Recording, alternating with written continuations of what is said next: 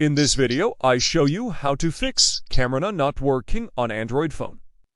For fixing this problem, go to your phone settings, then go to Apps, Application Management, then tap on it.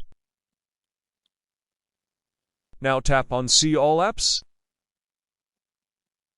Scroll down, find out Camera, tap on Camera. On Force Stop, then OK. Then tap on Storage and Cache. Clear the storage, then tilt. Go back. Now tap on Permission. Allow location permission. Or allow all other permission. Now restart your phone.